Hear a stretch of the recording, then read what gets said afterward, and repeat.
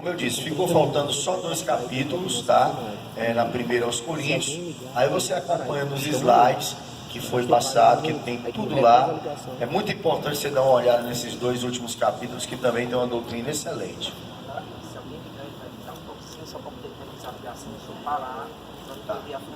Pronto. Que é sobre a glorificação e sobre o uso de dom, tá certo? De profecia e também o dom de línguas na igreja. Então, você depois dá uma olhadinha nos primeiros slides. Hoje nós vamos aprender aqui um pouquinho da história de 2 aos Coríntios. A segunda carta aos Coríntios é a carta mais pessoal do apóstolo Paulo. Há um consenso praticamente unânime acerca de sua autoria. Não há dúvidas que essa carta foi escrita pelo apóstolo. A epístola é citada por Irineu, Antenágoras, Clemente de Alexandria, Tertuliano, todos pertencentes ao século II. Quem são esses homens? São os pais da igreja, aqueles que foram responsáveis ou percussores, do evangelho após os apóstolos. Foram aqueles que receberam dos apóstolos o cajado para continuar com a obra adiante, como pastores das igrejas, das congregações ali da Ásia Menor e de toda aquela região, tá certo? Então, esses homens, eles também estavam lá nesse período. Essa é a carta mais autobiográfica. O que é isso? Nela o apóstolo conta suas lutas mais renhidas, suas aflições mais agônicas, suas agonias mais terríveis. Nessa carta, Paulo abre as cortinas da alma e mostra as dores mais profundas, suas tensões mais íntimas, suas experiências mais arrebatadoras. 2 aos Coríntios é o triunfo de um homem de Deus diante das dificuldades. Ela é uma carta de cunho pessoal. Você não vai achar uma epístola tão pessoal, onde o apóstolo vai expor os seus sentimentos e aquilo que ele sente acerca do ministério, acerca da igreja, o seu sofrimento e tudo aquilo que ele passou, como a carta de 2 aos Coríntios. Então, não resta dúvida que ela realmente foi composta por ele e que ela é podemos dizer assim, um tesouro deixado para a igreja nos dias de hoje. Afirma-se de forma correta que mais do que em qualquer outra epístola de Paulo, 2 aos Coríntios permite-nos sondar os sentimentos íntimos do apóstolo sobre si mesmo, sobre seu ministério apostólico, sobre seu relacionamento com as igrejas que ele fundava e nutria. Nenhum outro livro no Novo Testamento retrata uma angústia emocional, física e espiritual com tanta profundidade e amplitude como 2 aos Coríntios, tá certo? Então é realmente um livro fascinante, uma carta maravilhosa, onde nós aprendemos muito acerca do sofrimento ministerial que na verdade o apóstolo passou. Eu fui muito edificado preparando esse material para vocês. Deus falou muito comigo pela madrugada, quando eu estava debruçado sobre as escrituras, sobre os livros, preparando esse material para vocês, porque qualquer pastor precisa ler como livro de cabeceira, principalmente em momentos de luta, de provação, 2 aos Coríntios, que aquilo vai ajudá-lo, vai fortalecê-lo e vai animá-lo. Eu pensei que na verdade eu passava luta, mas eu vi realmente que ainda falta muita coisa para caminhar com Paulo. 2 aos Coríntios, embora seja a carta mais pessoal de Paulo, é o menos sistemático dos seus escritos. Assemelha-se a um rio africano. Olha esse exemplo aqui que eu tirei de um autor teológico. Às vezes ele corre calmamente e espera-se uma análise satisfatória, mas repentinamente aparece uma catarata de agitação terrível que se fende em grandes profundezas de seu coração. Paulo vem decorrendo um assunto de forma calma, quando de repente ele bota os seus sentimentos, bota as suas emoções de uma vez no texto sagrado, que você fica assustado. Você vê textos como Paulo se gloriando acerca do seu ministério, e parece até contraditório com aquilo mesmo que ele ensina, mas na verdade ele faz isso para que ele possa defender o seu apostolado diante dos falsos apóstolos que aparecem ali querendo acabar com o evangelho que ele está pregando ali. A lista de sofrimentos de Paulo aparece 3 vezes nessa carta. Nós vamos ver lá no capítulo 4, né, do verso 7 ao 12, no capítulo 6, do verso 4 ao 10, e no capítulo 11, do verso 23 ao 28. A primeira lista demonstra que o sofrimento revela a glória de Deus. A segunda lista foi escrita para que o ministério de Paulo não fosse achado culpado, né? E sim para que Deus fosse glorificado. Paulo escreve então a terceira lista para dizer aos seus leitores que ele serve a Cristo como servo bom e fiel. Local e data da carta. Após ter escrito a primeira epístola aos Coríntios, de Éfeso, Paulo sentiu a necessidade de fazer uma visita dolorosa. Olha como é que aconteceu: a Corinto, e ao voltar dessa dolorosa visita, por causa é chamada de dolorosa por causa de alguns relacionamentos difíceis que Paulo teve lá em Corinto, né? Ele foi fazer uma visita difícil, vamos dizer assim, onde na verdade tinha algumas pessoas para disciplinar, tinha algumas pessoas questionando o seu apostolado, e pessoas essas que ele mesmo gerou para Cristo, que ele mesmo ganhou. A igreja de Corinto é a igreja que ele abriu, não é uma igreja desconhecida como a igreja de Roma, que começou sem passar por ele. Não, é uma outra realidade. Então para Paulo foi muito doloroso esse processo, né, quando na verdade ele precisa escrever a segunda carta aos Coríntios. Por isso essa visita é chamada de dolorosa, por causa das relações tensas entre o apóstolo e os crentes dali naquela época. Imagine você, né, tinha um camarada lá, que é aquele que a gente aprendeu lá em 1 Coríntios 5, que estava deitando-se com a madrasta, né, com a mulher do pai, e precisava se disciplinar esse camarada. E aí imagine, uma coisa difícil da gente imaginar, ele não queria ser disciplinado, né? Ou coisa difícil, isso não acontece nos dias de hoje, né?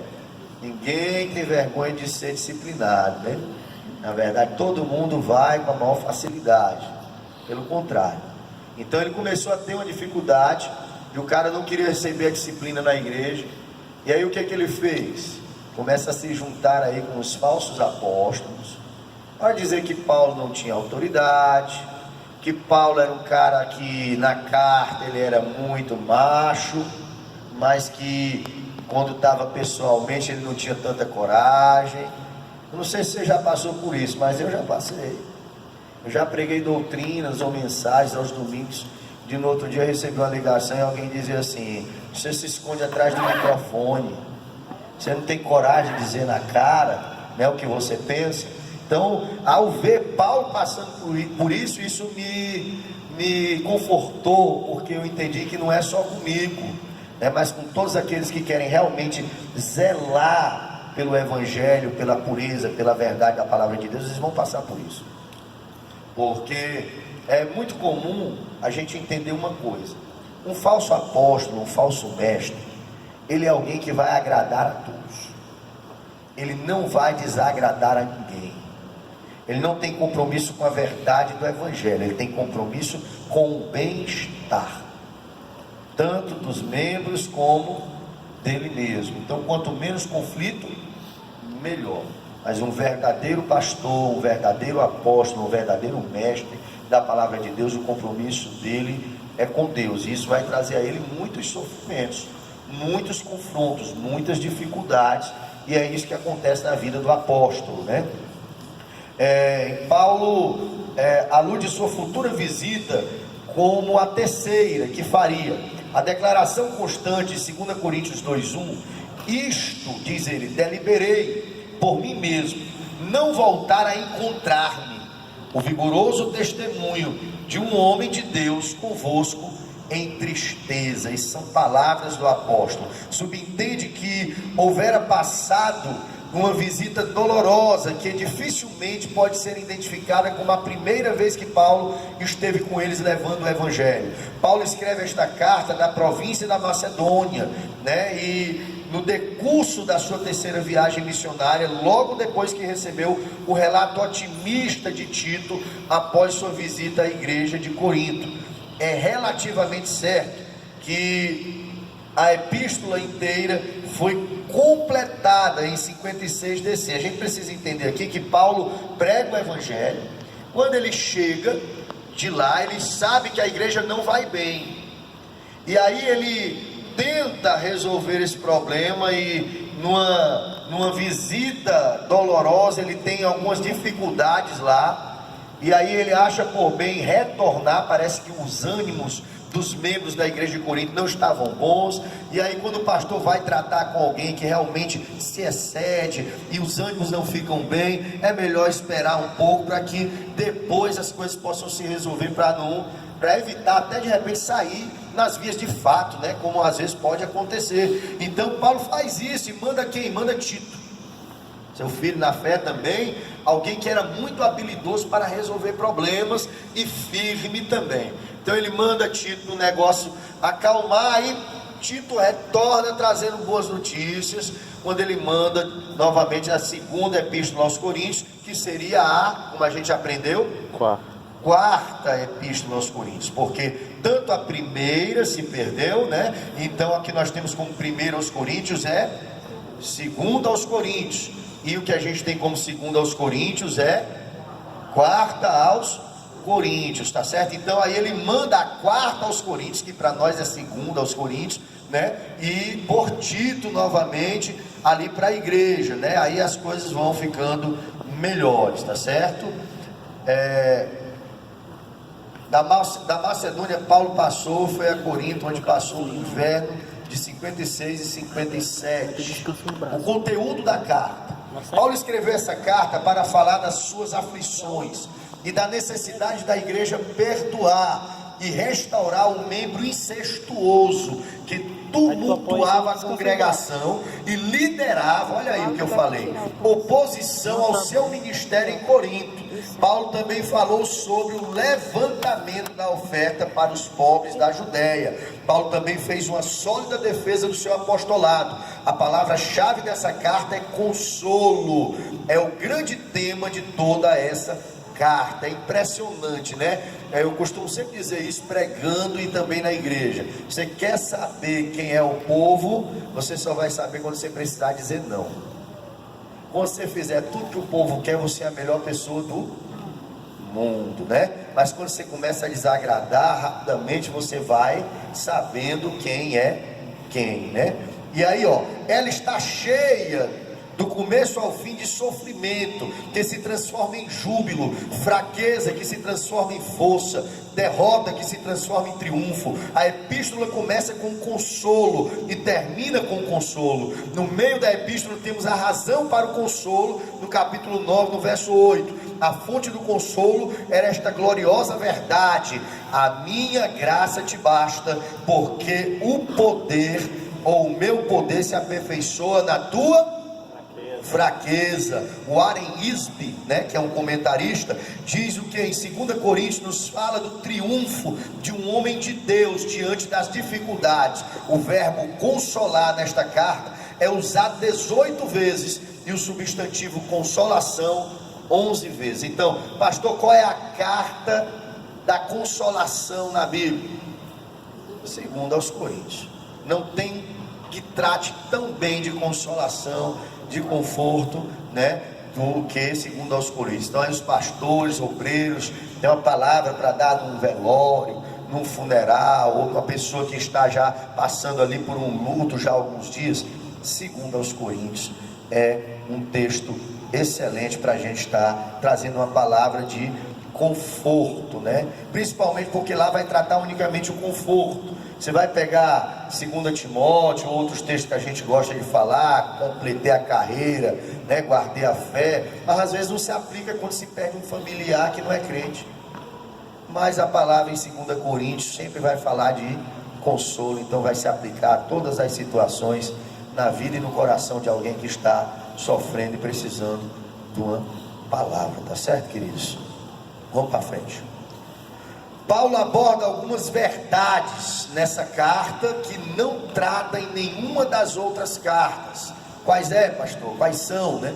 A doutrina da nova aliança, o ministério da reconciliação, a habitação celeste, sua experiência de arrebatamento e visão do céu, seu espinho na carne e a firme defesa do seu apostolado. Alguns teólogos afirmam que esta carta é muito mais teológica no conteúdo do que a primeira carta aos Coríntios. Eu discordo, eu acredito que ela é menos teológica e mais, na verdade, emocional. Ela é mais de se revelar o que há no coração do apóstolo.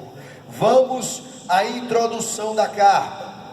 Uma saudação aos irmãos, né? Lá no capítulo 1, né? As cartas primitivas, elas traziam um nome e a saudação do remetente no início da correspondência e não no fim. Destacaremos aqui alguns aspectos dessa saudação que Paulo traz em 2 aos Coríntios. Paulo começa se apresentando como representante de Cristo, né? Paulo, apóstolo de Jesus Cristo, né? A palavra apóstolo quer dizer enviado, né? Cristo chamou dentre seus muitos discípulos 12 apóstolos. Com a morte de Judas Iscariotes, Matias foi escolhido para substituí-lo. Mais tarde o próprio Senhor apareceu a Saulo, salvou e chamou e comissionou a ser um apóstolo dos gentios. As credenciais de um apóstolo eram ser testemunha ocular da ressurreição de Cristo, realizar pelo poder de Deus sinais e maravilhas. Paulo, embora chamado fora do tempo, viu Jesus ressurreto, selou seu apostolado com milagres e prodígios. Paulo, embora chamasse a si mesmo de maior pecador e o menor de todos os santos, ou o menor dos apóstolos, foi o maior evangelista da igreja, o maior pastor, o maior missionário, o maior plantador de igrejas, o maior teólogo entre os apóstolos.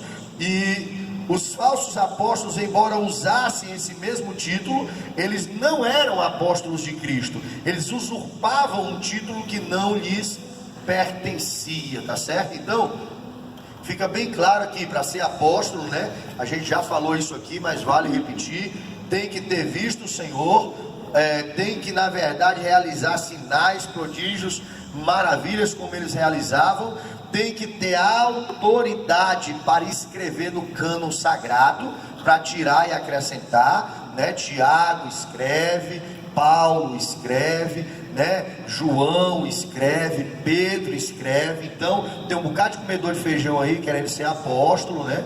Mas eles não têm autoridade para tirar e acrescentar na Bíblia Sagrada, tá certo? Então, além disso, né, tem que estar disposto a sofrer o que os apóstolos sofreram. Todos eles morreram em situações bem diferentes, né? Eles morreram crucificados, apedrejados, queimados, decapitados, mutilados. E aí a gente vê a negada querendo ser apóstolo para andar de helicóptero, abrir igrejona do tamanho dessa daqui em avenida grande, né? Programa de rádio.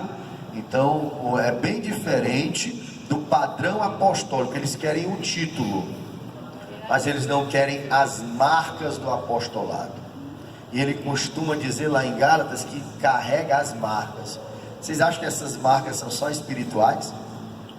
São marcas literais. Quando a gente for estudar aqui os açoites de Paulo e tudo que ele passou, você vai entender que são marcas literais. Ele traz no corpo as marcas do seu apostolado. Mas ninguém quer essas marcas, né? A negada só quer por aí o título de apóstolo, né? E assim é bom, assim é fácil, é muito complicado. Vamos para frente.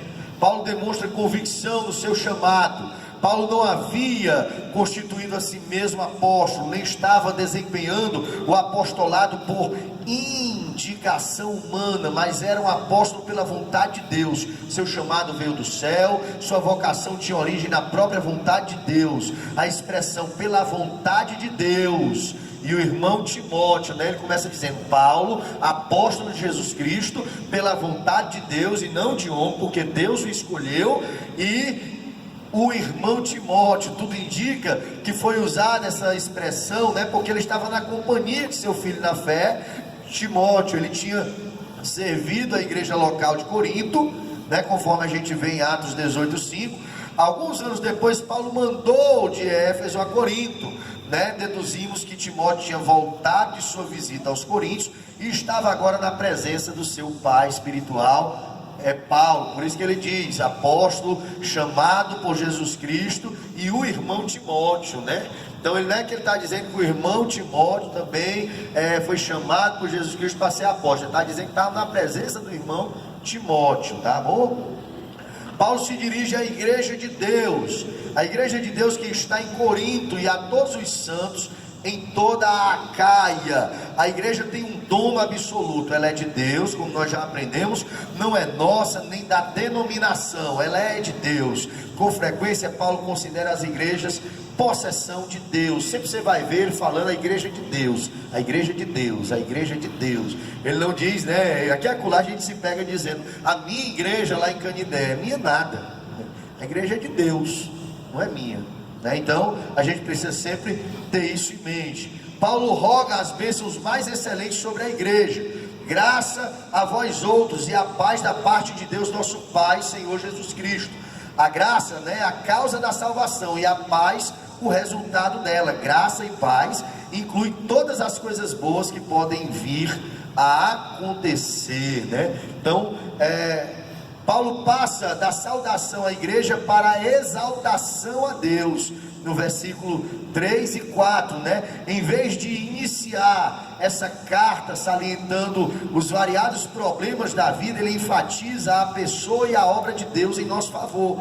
Essa é uma das mais belas doxologias do Novo Testamento. Paulo não podia cantar acerca das circunstâncias, mas podia exaltar aquele que estava acima das circunstâncias, né, difíceis. Deus deve ser exaltado por quem Ele é. Bendito seja o Deus e Pai de nosso Senhor Jesus Cristo, Pai de misericórdias e Deus de toda consolação, diz Paulo. Paulo faz 3 declarações distintas acerca de Deus. Deus é o Pai de nosso Senhor Jesus Cristo, né? Isso aqui é interessante, porque ele começa aqui a falar que ele é o Pai, o Filho é eternamente gerado do Pai, né? É a exata expressão do Pai. O Filho é co-igual, co-eterno, co-substancial ou consubstancial com o Pai. O Filho e o Pai são um. Para Jesus, em sua natureza humana, Deus é seu Deus, e para Jesus, em sua divindade, Deus é seu Pai, seu Deus desde a encarnação e seu Pai desde a eternidade. É por causa de Jesus Cristo que podemos chamar Deus de Pai e nos aproximar dele como seus filhos. Deus vê em nós seu Filho e nos ama como ama o seu Filho, conforme está em João capítulo 17, verso 23. Então aqui o autor usa o credo, né, se eu não me engano, de Atanásio, né, para falar um pouquinho da trindade, né? O Filho é eternamente gerado do Pai, a exata expressão do Pai. O Filho é co-igual com o Pai. O Filho é co-eterno e consubstancial com o Pai. O Filho e o Pai são um. É interessante você entender isso. Para Jesus, em sua natureza humana, Deus é seu Deus. Para Jesus, em sua divindade, Deus é seu Pai. Tá certo? Amém? Eu sei que parece um pouco complexo, principalmente quando a gente vai estudar a Trindade, né? Mas é uma verdade, é muito lindo a gente ler os credos da igreja, são tremendos. Deus é o Pai de misericórdias. Essa expressão Pai de misericórdias não significa apenas Pai misericordioso, mas a fonte inesgotável de todas as misericórdias. Misericórdia é um atributo moral de Deus, que leva a não dar ao pecador o que ele merece. Merecemos seu castigo, mas ele nos dá sua graça imerecida. Todas as misericórdias têm sua origem em Deus e só podem ser recebidas dele.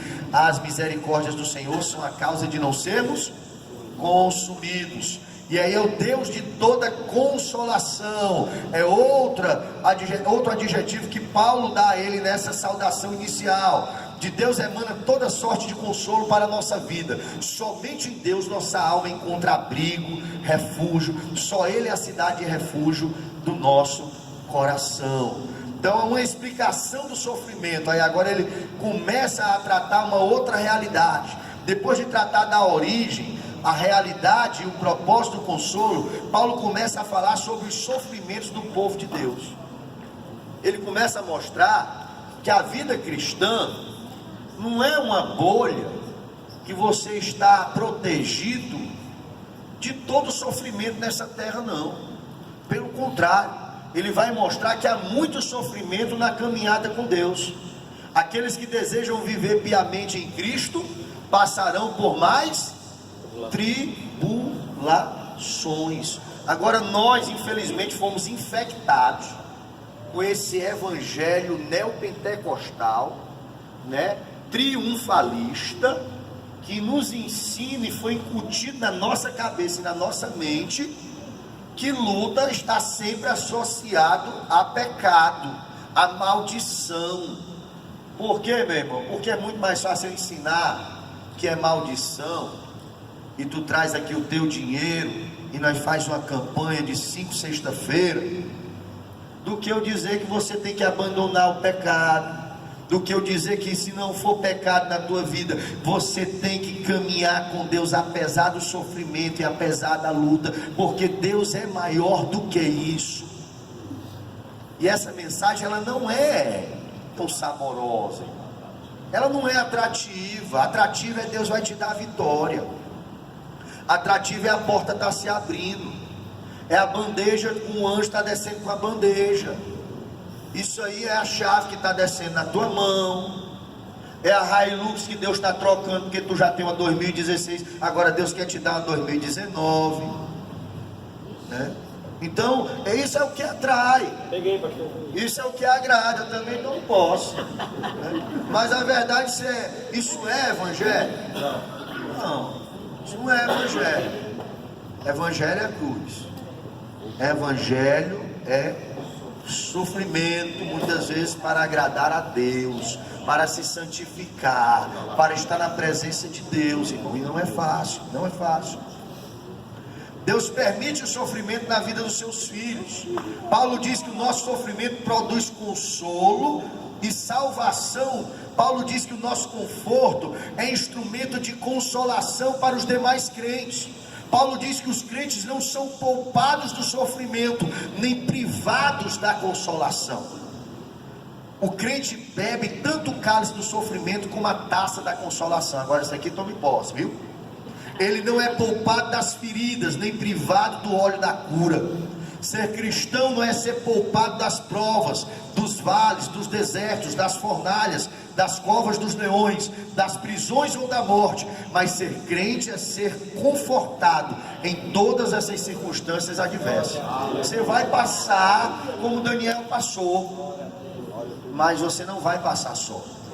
Isso é evangelho, isso é a mensagem da cruz.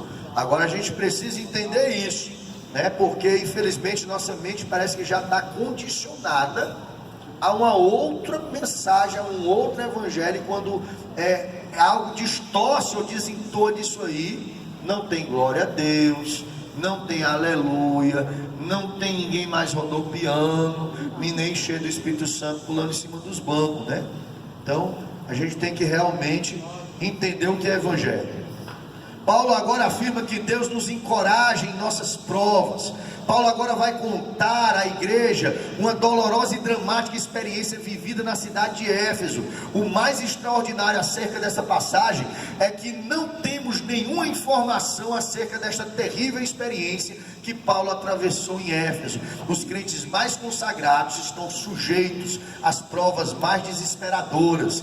Paulo nos ensina que quando chegamos ao fim da linha, Deus estende sua mão para nos socorrer. No verso 9, Deus que agiu ontem continua agindo no desenrolar da história ao nosso favor. Verso 10, Paulo agora no verso 11 pede oração. O cristão desfruta de 3 tipos de comunhão: no sofrimento, na consolação e nas orações. Paulo fala dessa última comunhão como a comunhão da oração intercessória. 2 verdades sobre a oração: as orações da igreja ajudam os crentes, e as orações da igreja glorificam a Deus. Então, ele fala tudo isso ali no verso de número 11, tá certo? Capítulo 2. No capítulo 2, de número 2, nós observamos que o sofrimento de Paulo tinha origem nos incrédulos e não tinha origem, nos incrédulos, mas nos crentes. Paulo sofria, era nos incrédulos e nos crentes mesmo. Paulo